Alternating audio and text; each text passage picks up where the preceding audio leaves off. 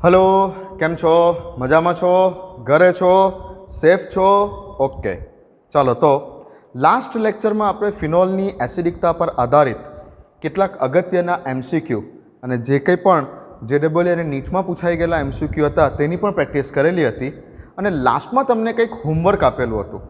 Most probably ઘણા બધાના answer સાચા છે, ઘણા બધાના આન્સર ખોટા પણ છે અને તેમાં પણ જે છેલ્લા બે એમસીક્યુ હતા તેમાં ઘણાને પ્રોબ્લેમ થઈ ગયેલી છે.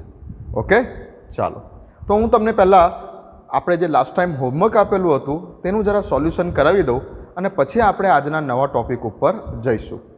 तो फर्स्ट क्वेश्चन कई आ तो A B C D J पैकी फिनोलनी एसिडिकताना क्रम में गोठवो एवं कई कीधेलुं छे. तो आ जग्या उपर तमे जोई शको छो कि फिनोल आ जग्या उपर कोई इफेक्ट नहीं. आ जग्या उपर CH3 ग्रुप पैरा स्थान उपर छे. CH3 ग्रुप पासे कई इफेक्ट छे? प्लस आई इफेक्ट छे. प्लस आई इफेक्ट छे एटले ते शुं करे छे? एसिडिकताने घटाडशे. तो फिनोल करता बी आनी एसिडिकता ओछी थशे. साइनाइड ग्रुप है. Cyanide group pass minus I effect पण छे अने माइनस एम इफेक्ट पण छे. तो आ शू करे छे? आ बंने इफेक्ट ने कारणे माइनस चार्ज ने पोतानी तरफ खेंची रहेलो छे एटले एसिडिकता ने शू करे छे? वधारे छे. आ ऑक्सीजन नी उपर फिनोक्साइड आयन में बनता माइनस चार्ज ने आ घटाड़े छे, पोतानी तरफ खेंचे छे एटले आ शू करशे? एसिडिकता ने वधारशे. तो सौथी पहलो तो आ ज आवशे. अहींया क्लोरीन छे तो क्लोरीन पासे पण बे इफेक्ट है. क्लोरीन पासे जे छे एक तो लोन पेर होवाने कारणे ते डोनेट करवानी टेन्डन्सी धरावे छे एटले प्लस एम इफेक्ट है अने विद्युत ऋणताने कारणे क्लोरीन खेंचशे एटले माइनस आई इफेक्ट है. बट हेलोजनना केसमां याद राखवानुं छे कि ज्यारे एम असर अने आई असर में झगड़ो थाय त्यारे हमेशा आई असर जीते. तो अहींया एनी एम असर काम नहीं लागे, आई असर जीतशे माइनस आई. माइनस आई असर ने कारणे पण ते इलेक्ट्रॉन ने खेंचशे माटे आ पण फिनोलनी एसिडिकता वधारशे. तो ए बी सी अने डी में सौथी वधारे माइनस चार्ज ने कोण खेंचशे? तो कि आ खेंचशे. माइनस आई असर थी पण खेंचशे, माइनस एम असर थी पण खेंचशे एटले आ सौथी पहेलो आवशे. तो जवाब छे सौथी पहेलो सी. एना पछी तो कि आ आवशे. क्लोरीन पण खेंची रहेलो छे माइनस आई असर ने कारणे एटले शुं आवशे? डी आवशे. ओके હવે આ તો શું કરી રહેલો છે? ધક્કો મારી રહેલો છે. ઓક્સિજનની ઉપર માઇનસ ચાર્જ વધારી રહેલો છે અને વધારે અનસ્ટેબલ બનાવી રહેલો છે એટલે આ સૌથી છેલ્લો જ હશે. તો શું આવશે? એ અને લાસ્ટમાં આવશે બી. તો આ કરેક્ટ ઓર્ડર છે જે મોસ્ટ પ્રોબેબલી બધાનો આન્સર સાચો હતો લાસ્ટ ટાઈમ. મોસ્ટ પ્રોબેબલી આ બધાનો આન્સર સાચો છે. તમે જે કંઈ પણ મને આન્સર મૂકેલા છે મોસ્ટ પ્રોબેબલી આ આન્સર બધાનો સાચો છે. Very good. ચાલો તો ઓકે આ એક એમસીક્યુ હતો. ત્યાર પછી હવે આપણે જે બીજો એમસીક્યુ હતો તેના પર જઈએ. અહીંયા એક પ્રોબ્લેમ થઈ રહેલો છે. અહીંયા એક પ્રોબ્લેમ થઈ રહેલો છે. આની પર ધ્યાન આપો. બોર્ડ ઉપર જે છે ધ્યાન આપજો. આ જગ્યા ઉપર બધા જગ્યા પર NO2 ગ્રુપ છે. NO2 ગ્રુપ છે એટલે NO2 ગ્રુપ પાસે માઇનસ આઈ અસર છે, માઇનસ એમ અસર છે. માઇનસ આઈ અસર છે, માઇનસ એમ અસર છે. માઇનસ આઈ અસર છે, માઇનસ એમ અસર છે. ઓકે બધા પાસે એવું છે. આની પાસે નો ઇફેક્ટ છે. ક્લિયર? ચાલો હવે એમ ઇફેક્ટ પછી એ પ્લસ એમ અસર હોય કે માઇનસ એમ અસર હોય, એમ અસર કયા સ્થાન ઉપર કામ નથી કરતી? તો કે મેટા સ્થાન ઉપર કામ નથી કરતી. તો આ જે મેટાનાઇટ્રોફિનોલ છે, મેટાનાઇટ્રોફિનોલમાં NO2 ગ્રુપ જે મેટા સ્થાન ઉપર છે તો આ જગ્યા ઉપર તેની એમ અસર કામ કરવાની નથી. કઈ અસર કામ કરશે? માત્ર आई इफेक्ट ज काम करशे. ध्यान राखजो, ध्यान राखजो. आ त्रणेय त्रण फिनोल करता तो वधारे एसिडिक हशे. ओके चालो एटले आमां सौथी छेल्ले कोण जशे? तो कि बी. फिनोल करता तो आ बधा एसिडिक हशे एटले सौथी छेल्ले तो शुं जशे? बी जशे. सॉरी ए छे ने अहींया ऑप्शन नंबर ए. तो सौथी छेल्ले तो शुं जशे? ए जशे. फिनोल करता त्रणेय त्रण समूह जे छे એ માઇનસ આઈ માઇનસ એમ અસર ધરાવતા છે એટલે ફિનોલ કરતાં તો ત્રણે ત્રણની એસિડિકતા વધારે હશે. હવે તમે જુઓ કે મેટા સ્થાન ઉપર NO2 ગ્રુપની એમ અસર કામ નહીં કરે. કોઈ પણ ગ્રુપની એમ અસર, મેસોમેરિક અસર ક્યારેય પણ મેટા સ્થાન ઉપર કામ નહીં કરે. તેને ઓર્થો કે પેરા સ્થાન જ જોઈએ પોતાનું કામ કરવા માટે એમ ઇફેક્ટને. તો આ શું કરે છે? તો કે -I -M બંને અસર ધરાવે છે NO2, પણ NO2ની એમ અસર અહીંયા કામ નહીં કરે. એટલે આ શું કરશે? ઇલેક્ટ્રોનને ખેંચી શકશે નો ડાઉટ, પણ એમ અસરથી નહીં ખેંચે. કઈ અસરથી ખેંચશે? I અસરથી ખેંચશે. એટલે આ બે જેટલો નહીં ખેંચી શકે ઇલેક્ટ્રોનને. આ બે ઓર્થો અને પેરા સ્થાન ઉપર NO2 હોય તો જેટલું ઇલેક્ટ્રોનને પોતાની તરફ ખેંચી શકે એટલો આ નહીં ખેંચી શકે. બરાબર? એટલે એ કરતાં આગળ કોણ થઈ જશે? C. ઓકે, હવે ફાઇટ આ બેમાં છે, B અને Dમાં. B અને Dમાં બંને પાસે -I -M ઇફેક્ટ છે.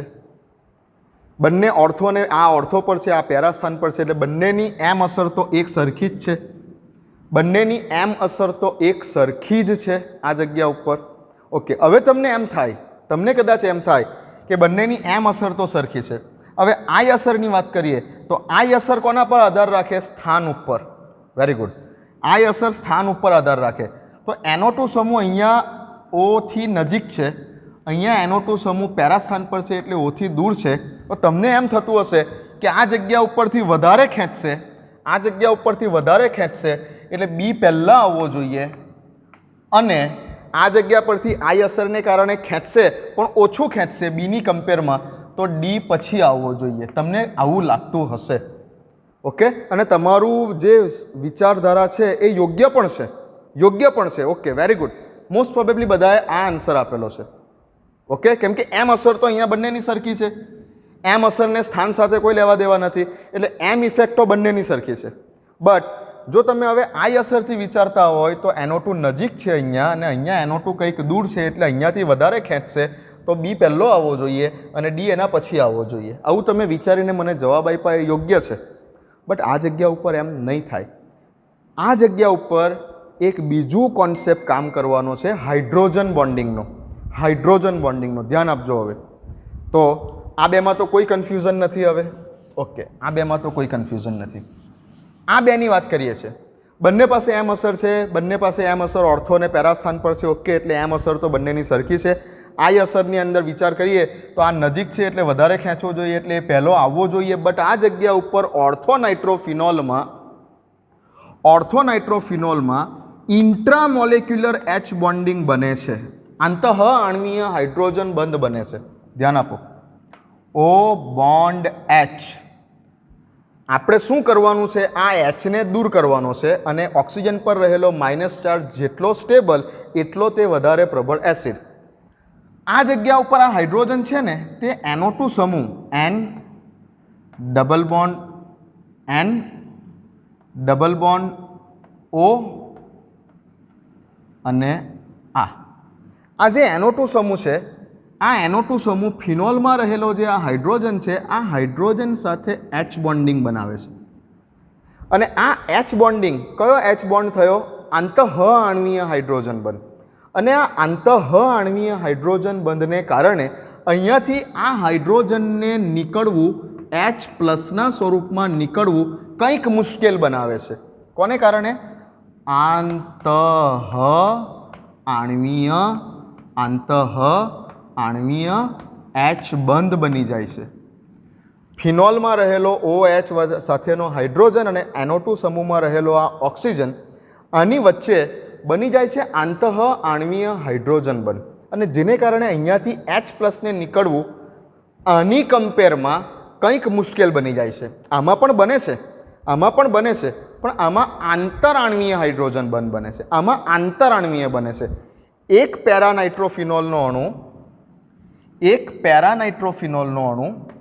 બીજા પેરાનાઇટ્રોફિનોલના અણુ સાથે, એક પેરાનાઇટ્રોફિનોલનો અણુ બીજા પેરાનાઇટ્રોફિનોલના અણુ સાથે બે અલગ અલગ પેરાનાઇટ્રોફિનોલના અણુઓ વચ્ચે હાઇડ્રોજન બંધ બને છે, અને આંતરઆણ્વીય હાઇડ્રોજન બંધ તરીકે ઓળખાશે.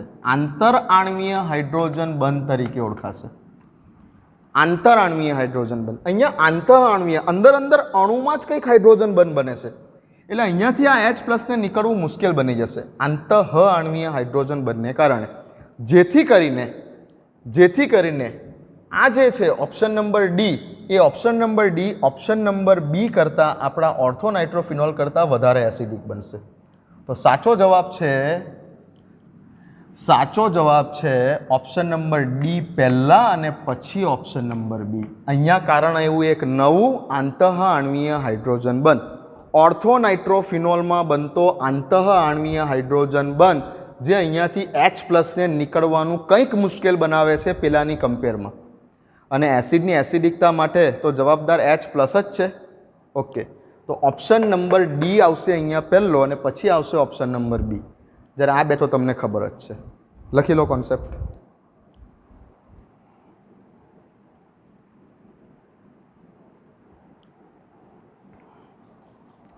લખી લો કોન્સેપ્ટ.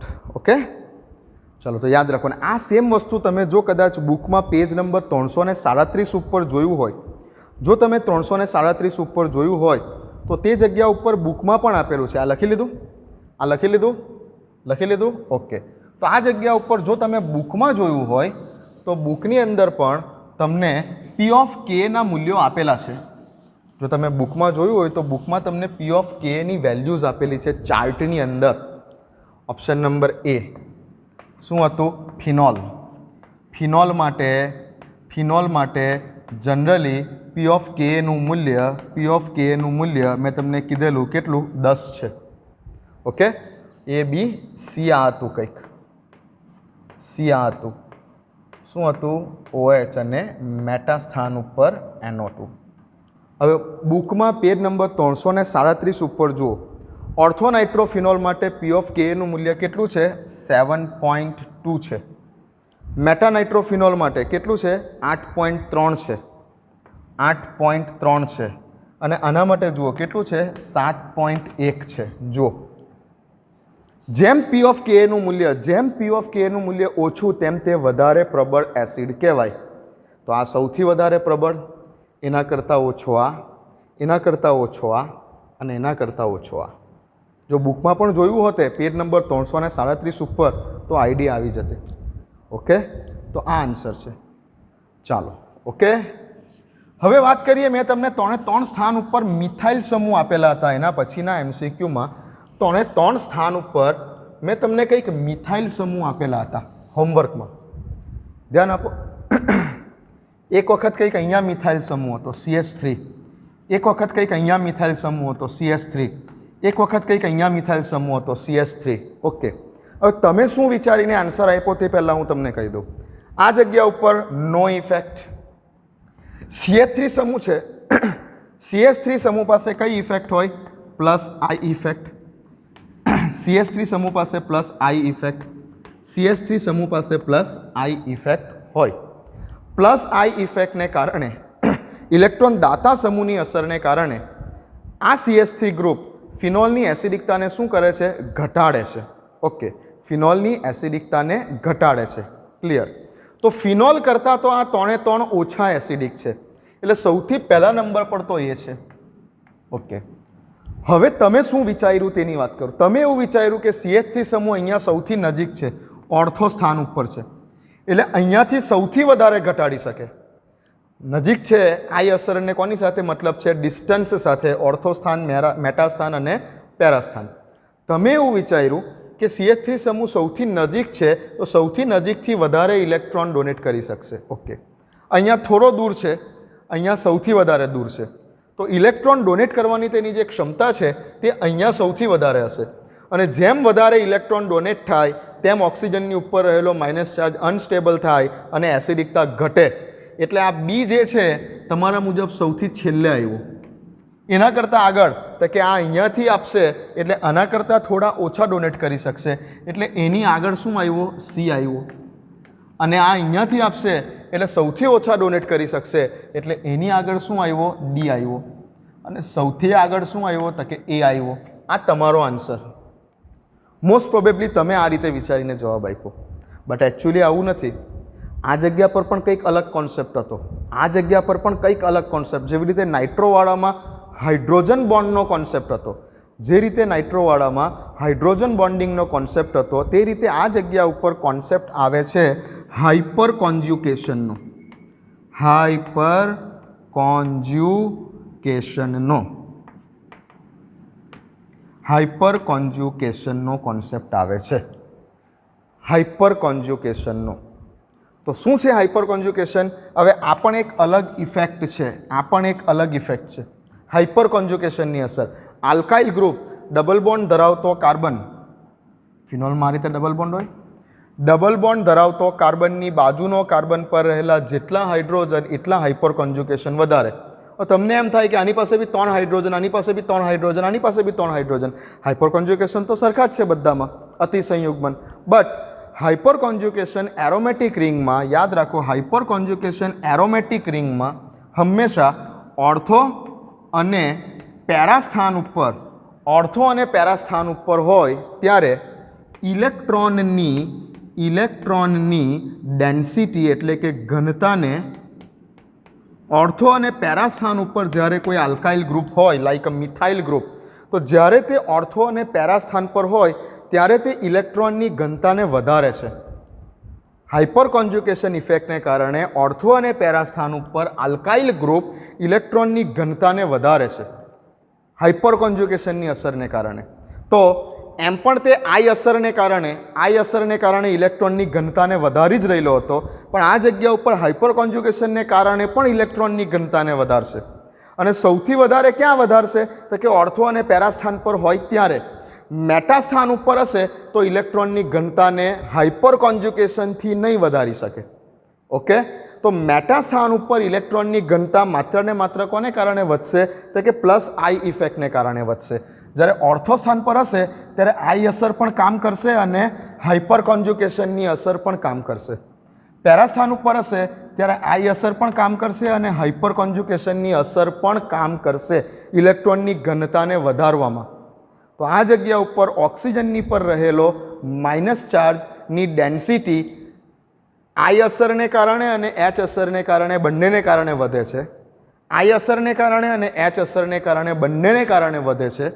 અહીંયા પણ વધે છે મેટા વખતે, પણ માત્ર ને માત્ર આઈ અસરને કારણે વધે છે. તો તમારો જવાબ છે આ જગ્યા ઉપર, તમારો જવાબ આવવો જોઈએ કે ભાઈ સૌથી વધારે એસિડિક તો ફિનોલ છે.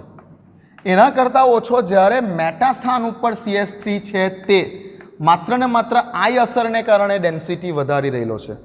હવે ઓર્થો પર અને પેરા ઉપર જ્યારે CH3 છે તે આઈ અસરને કારણે તો વધારી જ રહેલો છે, પણ હાઇપર કોન્જ્યુકેશનની અસરને કારણે પણ વધારી રહેલો છે. ઓકે, તો હવે શું કરીએ? તો કે બી પહેલાં લખીએ કે ડી પહેલાં લખીએ? તો હાઇપર કોન્જ્યુકેશનની અસર ઓર્થો પર પણ લાગે, પેરા પર પણ લાગે. ઓકે, પણ હવે તમે વિચારો કે આઈ અસર, હવે તમે વિચારો આઈ અસર, તો આ જગ્યા ઉપરથી આઈ અસરને કારણે વધારે ડોનેટ કરશે, આ જગ્યા ઉપરથી આઈ અસરને કારણે ઓછો ડોનેટ કરશે. એટલે આ જગ્યા ઉપર હવે આવશે ઓપ્શન નંબર ડી અને પછી આવશે option number B. Okay okay, ચાલો. તો અહીંયા શું ઇફેક્ટ કામ કરી? હાઇપર કોન્જ્યુકેશનની અસર. હાઇપર કોન્જ્યુકેશનની અસરમાં તમારો જે મેટાવાળો જે સમઘટક હતો, આ મેટાવાળો સમઘટક એની ઉપર હાઇપર કોન્જ્યુકેશનની અસર ન લાગવાને કારણે જે છે તે વધારે એસિડિક થયો. જ્યારે ઓર્થો અને પેરાવાળા સમઘટક હાઇપર કોન્જ્યુકેશનની અસર લાગવાને કારણે સી કરતાં ઓછા થયા. અને પાછી આની અંદર કમ્પેર કરીએ તો તમારું લોજિક કે ભાઈ આ નજીક છે એટલે વધારે ડોનેટ કરશે, તો સૌથી છેલ્લો ગયો, અને આ દૂર છે તો આ અસરથી ઓછો ડોનેટ કરશે તો એની આગળ આવ્યું. આ વસ્તુ પણ પેજ નંબર 337 ઉપર છે. પી ઓફ કે ની વેલ્યુ આપેલી છે. તમે જોઈ શકો છો કે તમને ખબર છે કે ફિનોલ માટે પી ઓફ કે ની વેલ્યુ કેટલી? તો કે ફિનોલ માટે તો પી ઓફ કે ની વેલ્યુ 10. હવે મેટાવાળા સ્તંભ ઘટક પર પી ઓફ કે ની વેલ્યુ કેટલી છે? તો કે 10.1 છે. જ્યારે ઓર્થોપેરા પર પી ઓફ કે ની વેલ્યુ કેટલી છે? તો કે 10.2, અને અહીંયા પણ ઇક્વિવેલન્ટ જ છે 10.2. આઈએચ પણ સમજવા માટે હજુ વિચારી શકો છો, ભલે બુકમાં આપેલ, સમજવા માટે વિચારી શકો છો કે આ નજીક છે, નજીકથી વધારે ડોનેટ કરી શકે, આ દૂર છે, દૂરથી ઓછો ડોનેટ કરી શકશે. એટલે મેં જે છે આને સૌથી છેલ્લે લખ્યું અને ડી વાળા ઓપ્શનને પહેલાં લખ્યું. એમ તો બુકમાં જે આંકડાકીય માહિતી છે એમાં તો બંને વેલ્યુ સેમ જ આપેલી છે, 10.2, 10.2. જેમ પી ઓફ કે ની વેલ્યુ ઓછી તેમ એસિડિકતા વધારે. તો આ કોન્સેપ્ટ હતો, અને આ બુકમાં કોષ્ટકની અંદર પણ વેલ્યુઝ આપેલી છે. તો આ એક્ઝામ્પલ તો બરાબર ધ્યાન જ રાખજો. વેલ્યુઝ તમારે ગોખવાની નથી, પણ આ છેલ્લા બે એક્ઝામ્પલ બરાબર ધ્યાન રાખજો કે જ્યારે નાઇટ્રો સમૂહ ઓર્થો મેટા પેરા પર હોય ત્યારે એસિડિકતાનો ક્રમ અને મિથાઇલ સમૂહ ઓર્થો મેટા પેરા પર હોય ત્યારે એસિડિકતાનો ક્રમ. નાઇટ્રો સમૂહ વખતે કયું એક બાબત ધ્યાનમાં લીધી? હાઇડ્રોજન બોન્ડિંગની બાબત. અને આ મિથાઇલ સમૂહ વખતે કઈ બાબત ધ્યાનમાં લીધી? હાઇપર કોન્જ્યુગેશનની બાબત. લખી લો.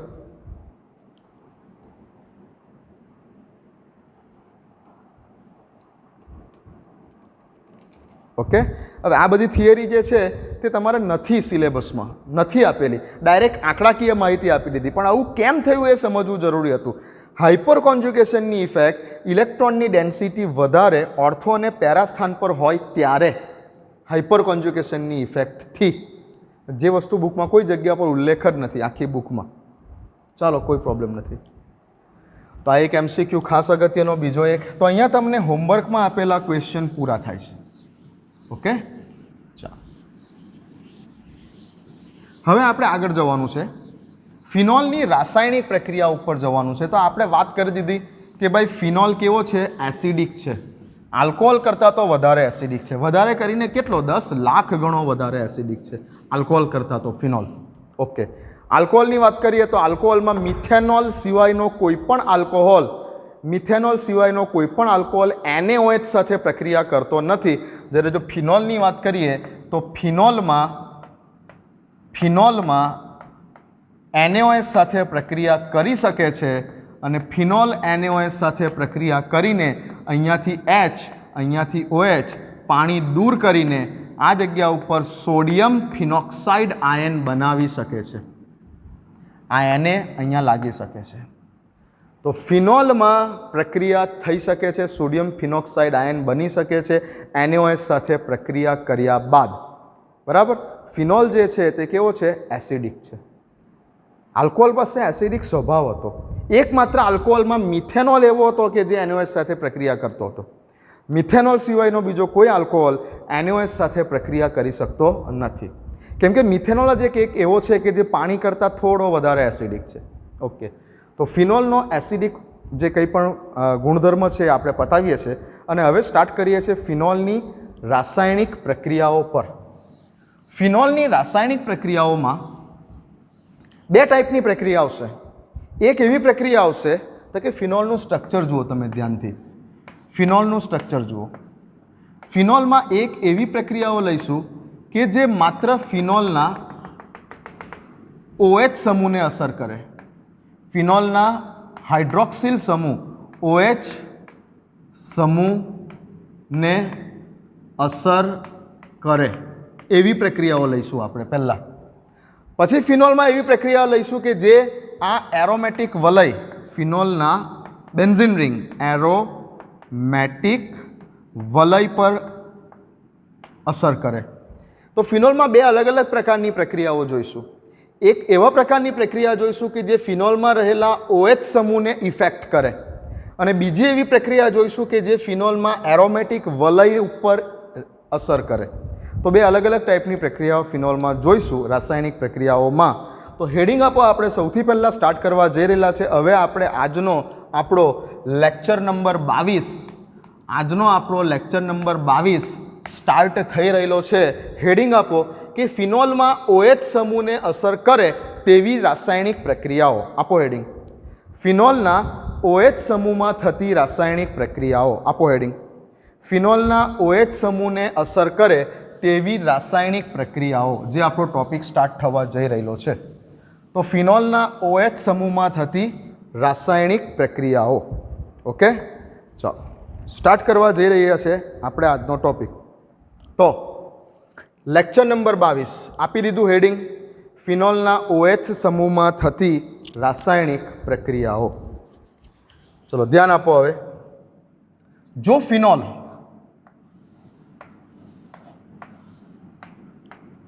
ની પ્રક્રિયા આપણે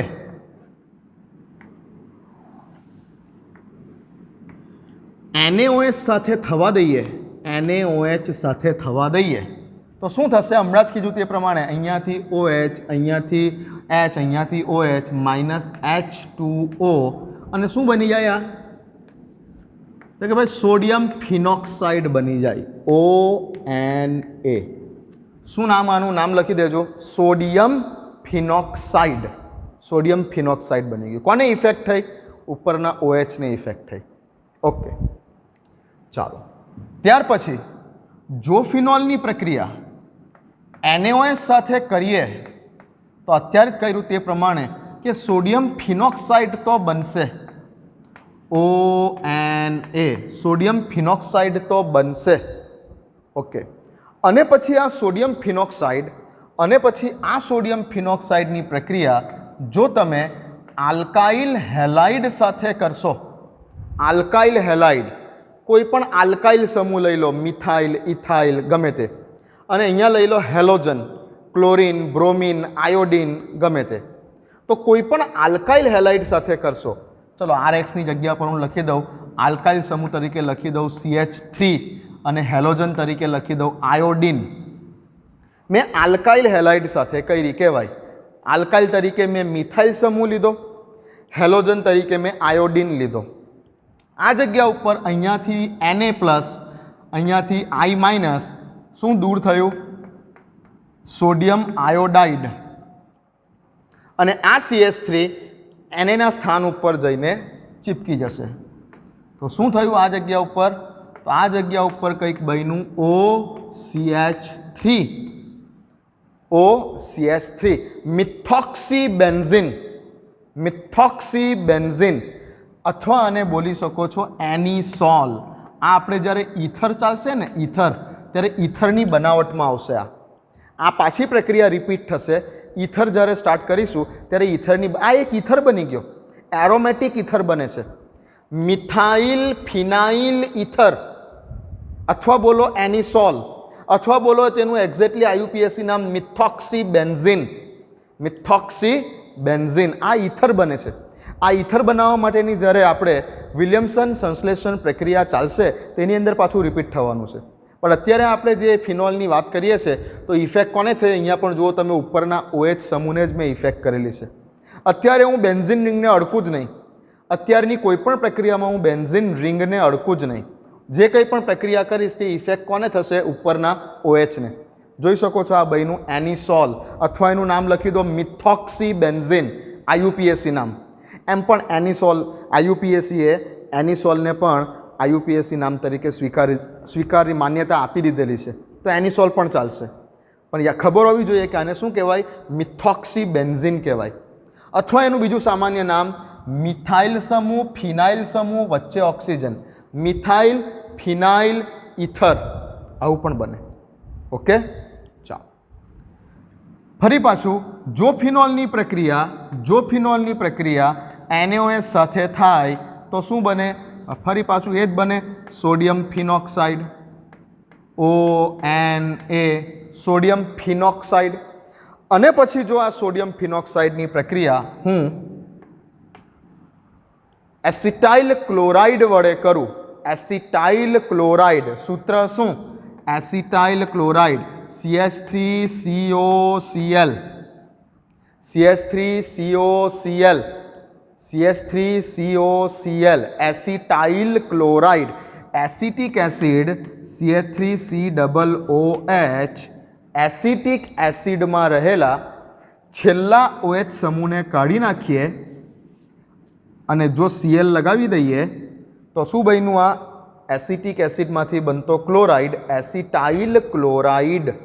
ઓકે ચાલો એસિટાઇલ ક્લોરાઇડ સાથે કરી તો શું થશે? ફરી પાછું અહીંયાથી આ Cl, અહીંયાથી આ Na minus NaCl minus NaCl અને હવે આ COCH3,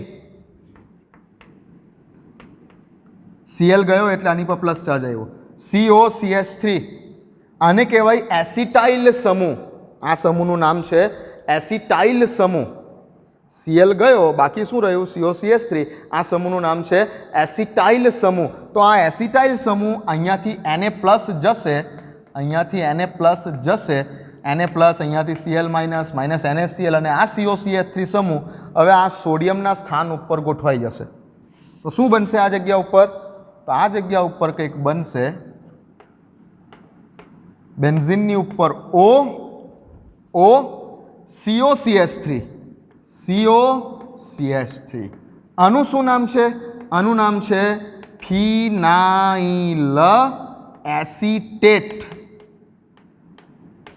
એસ્ટર બને છે ફિનાઇલ એસિટેટ. અહીંયા COCH3 સમૂહ એટલે કે એસિટાઇલ સમૂહ દાખલ થયો માટે આ પ્રક્રિયાને તમે ફિનોલનું એસિટાઇલેશન પણ બોલી શકો છો, અથવા ફાઇનલી એસ્ટર બને છે તો આ પ્રક્રિયાને તમે ફિનોલનું એસ્ટરીકરણ પણ બોલી શકો છો. આ પ્રક્રિયાને તમે ફિનોલનું એસ્ટરીકરણ પણ બોલી શકો છો. ઓકે, તો COCH3 એટલે કે એસિટાઇલ સમૂહ દાખલ થાય છે માટે આને એસિટાઇલેશન પણ બોલી શકો છો, અને ફાઇનલી એસ્ટર બને છે એટલે આ પ્રક્રિયાને તમે ફિનોલનું એસ્ટરીકરણ પણ બોલી શકો છો.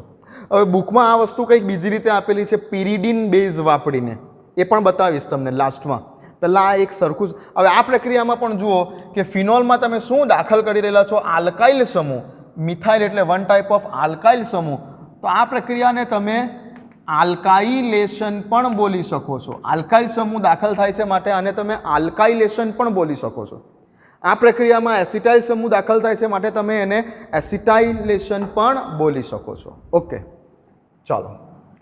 ઓકે, અને લાસ્ટમાં ખૂબ ઇમ્પોર્ટન્ટ પ્રક્રિયા તો કે જો ફિનોલને તમે ઝિંક પાવડર સાથે, સિમ્પલ ફિનોલને તમે ઝિંક ડસ્ટ સાથે, ઝિંકના પાવડર સાથે સિમ્પલ ગરમ કરશો, ફિનોલને તમે ઝિંક પાવડર સાથે ગરમ કરશો તો શું થશે? તો કે ભાઈ આ જગ્યા ઉપરથી Zn અને આ જગ્યા ઉપરથી ફિનોલમાં રહેલો ઓક્સિજન અને ઝિંક પાવડર પાસેથી ઝિંક એટલે માઇનસ ઝિંક ઓક્સાઇડ દૂર થશે. અહીંયાથી Zn, અહીંયાથી આ O એટલે ઝિંક ઓક્સાઇડ દૂર થયો અને આ હાઇડ્રોજન પાછો બેન્ઝીન પાસે આવી ગયો એટલે ફાઇનલી નિપજ બની જવાની છે તમારી સિમ્પલ બેન્ઝીન. તો આ પ્રક્રિયાઓ એવી થઈ કે જે બધી રિએક્શનો ફિનોલમાં રહેલા OH સમૂહ ઉપર કામ કરે છે, ફિનોલમાં રહેલા OH સમૂહને અસર કરે છે. તો હેડિંગ તમે આપેલું હતું ફિનોલના OH સમૂહમાં થતી પ્રક્રિયાઓ. જે પૈકી પહેલી પ્રક્રિયા કરી NaOH સાથે તો સોડિયમ ફિનોક્સાઇડ બન્યું. બીજી પ્રક્રિયામાં પહેલા સ્ટેપમાં NaOH કેટલીક વાર શું છે કે એરોની ઉપર બે સ્ટેપ સાથે આપી દેશે, બતાવું ઉદાહરણ આના પછી. NaOH સાથે પ્રક્રિયા કરી, સોડિયમ ફિનોક્સાઇડ બન્યું, જેની પ્રક્રિયા કરી આલ્કાઇલ હેલાઇડ સાથે.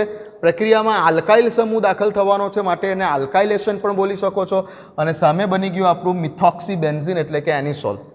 ત્યાર પછી પાછી NaOH સાથે પ્રક્રિયા કરી એટલે શું બની ગયું? Sodium phenoxide. પછી તેની એસિટાઇલ ક્લોરાઇડ સાથે પ્રક્રિયા કરી તો બની જાય છે ફિનાઇલ એસિટેટ. અને ફિનોલને જ્યારે, ખૂબ ઇમ્પોર્ટન્ટ, ઘણી બધી વાર શોર્ટ ક્વેશ્ચનમાં પૂછાઈ ગયેલું કે ફિનોલને જ્યારે ઝિંક પાવડર સાથે ગરમ કરો ત્યારે શું બની જતું હોય છે? બેન્ઝીન. ઓકે, કેમ? તો કે Zn અને O ઝિંક ઓક્સાઇડ દૂર થઈને બેન્ઝીન બની જતું હોય છે. તો આ થઈ ગઈ બધી ફિનોલના હાઇડ્રોક્સિલ સમૂહમાં થતી રાસાયણિક પ્રક્રિયાઓ. પૂરું કરો.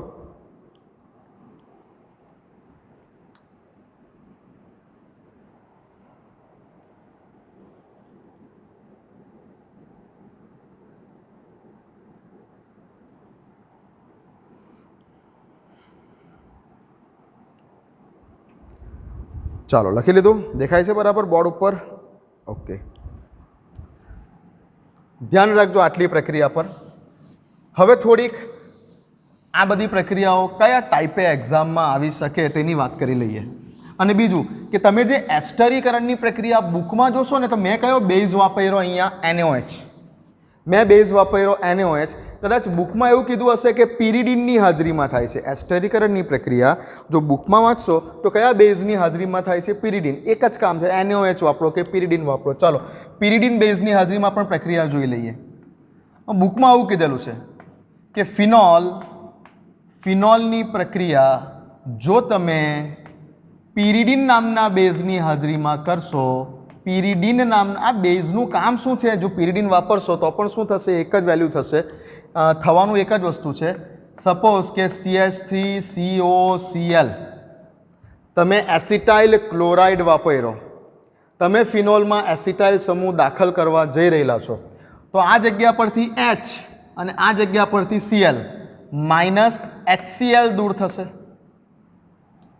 અને આ COCH3 સમૂહ એ H ના સ્થાન ઉપર જોડાઈ જશે એટલે શું થઈ ગયું આ O તો હતો જ અને આવી જાય છે COCH3 ફરી પાછું એ જ બની ગયું ફિનાઇલ એસિટેટ આ બનતો HCl કે બનતા HCl ને સાથે જે બાય પ્રોડક્ટ તરીકે HCl છૂટવો પડે છે એ HCl ને ન્યુટ્રલ કરવા માટે આ પિરિડીન બેઝ વાપરેલો છે આ જગ્યા ઉપર એવું બુકમાં કીધેલું છે કે અહીં પ્રક્રિયા દરમિયાન ઉદ્ભવતા HCl ને ન્યુટ્રલ કરવા માટે પિરિડીન બેઝની હાજરી જરૂરી છે સેમ વસ્તુ તમે NaOH સાથે પણ કરી શકો છો મેં તમને આગળ બતાવી તે પ્રક્રિયા કંઈક આવી છે કે જો તમે ફિનોલની પ્રક્રિયા NaOH સાથે કરશો તો શું બનાવશે અહીંયાથી H અહીંયાથી OH શું બનાવશે તો કે બેન્ઝીનની ઉપર ONA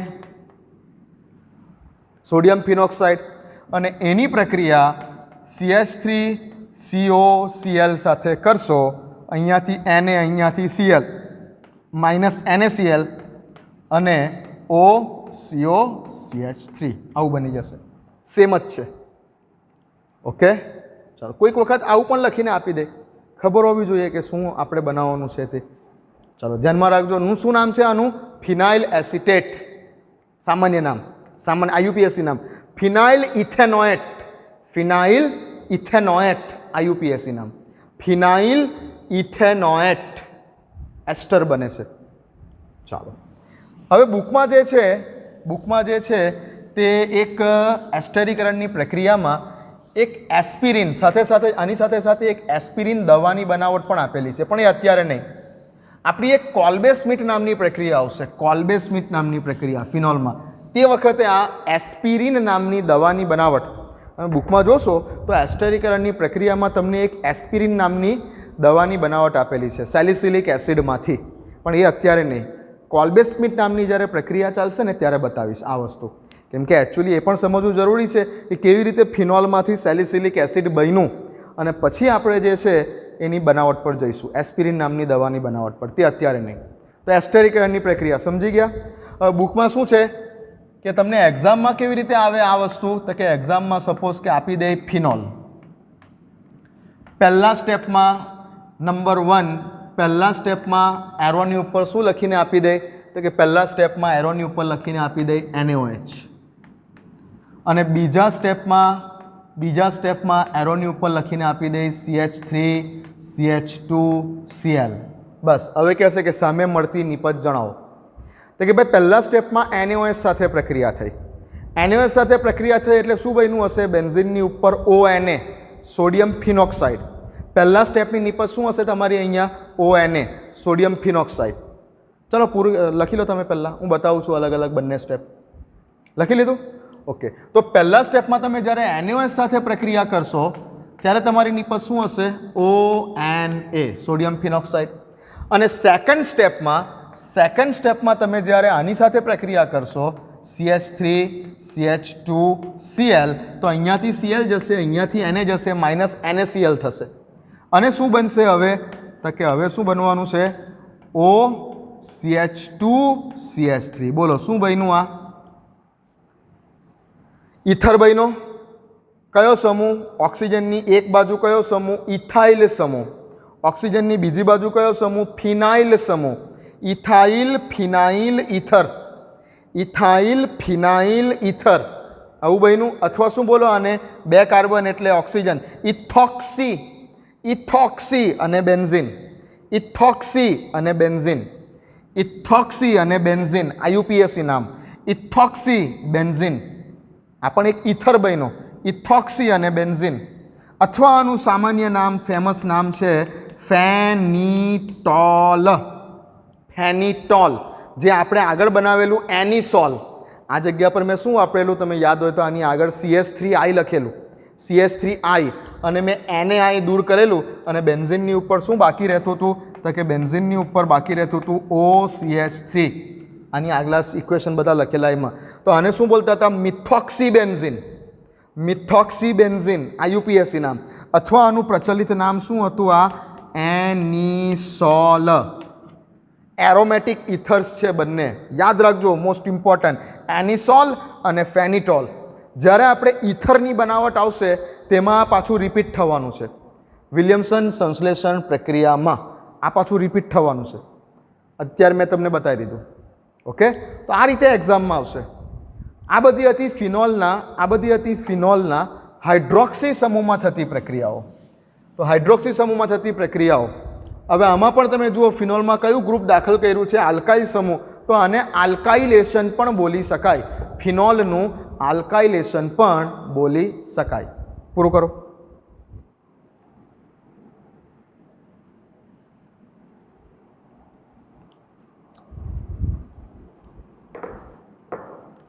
ચાલો,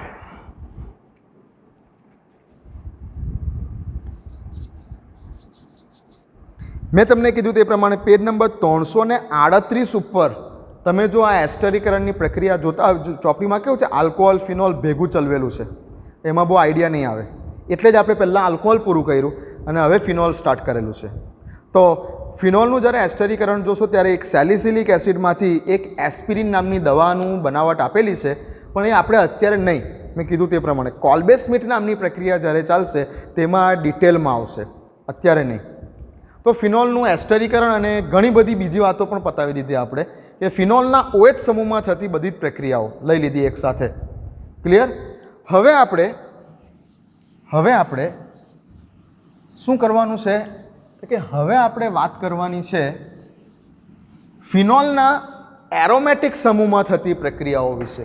એરોમેટિક સમૂહમાં મેં કીધું તે પ્રમાણે ફિનોલનું સ્ટ્રક્ચર આપણે જાણીએ છીએ કે ફિનોલ આને કહેવાય. મેં તમને કઈ પ્રક્રિયા પતાવી અત્યારે, તો કે એવી પ્રક્રિયાઓ કે જે ઉપરના OHને ઇફેક્ટ કરે છે, OHને, હાઇડ્રોક્સિલ સમૂહમાં થતી પ્રક્રિયાઓ.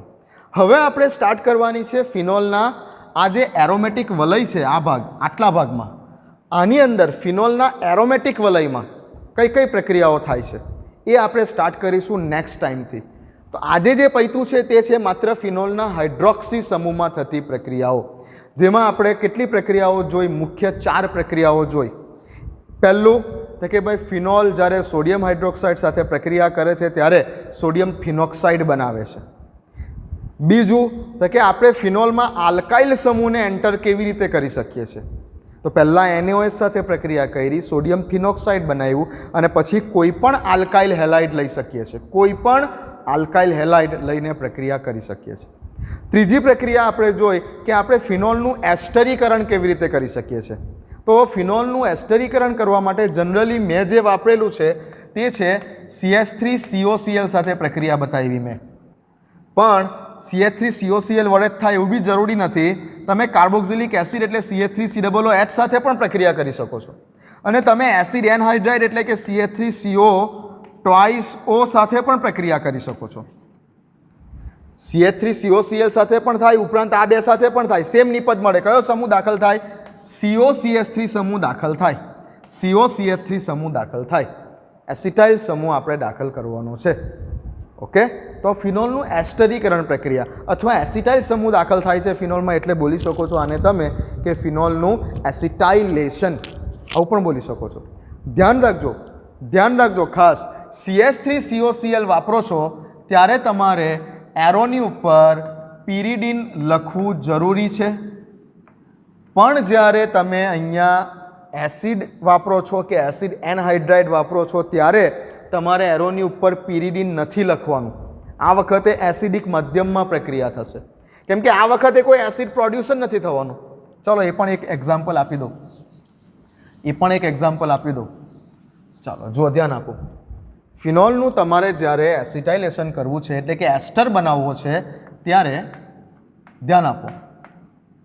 OH એરો મારે પ્રક્રિયા કરવી છે CH3COCl વડે. તો આ વખતે મારે કમ્પલસરી અહીંયા પિરિડીન લખવું જરૂરી છે. કેમ? તો કે અહીંયાથી H અને અહીંયાથી Cl જશે એટલે પ્રક્રિયા દરમિયાન HCl બનવાનો છે અને આ HClને ન્યુટ્રલ કરવા માટે પિરિડીન લખવો જરૂરી છે. અને સામે બનશે એસ્ટર તરીકે OCOCH3 ફિનાઇલ એસિટેટ. પણ તમે આ જ પ્રક્રિયા તમે આ જ પ્રક્રિયા કાર્બોક્સિલિક એસિડ વાપરીને પણ કરી શકો છો. CH3COOH.